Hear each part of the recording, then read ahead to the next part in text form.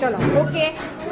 અમે આ સ્થાન કિંમત શીખવા માટે બનાવ્યું છે.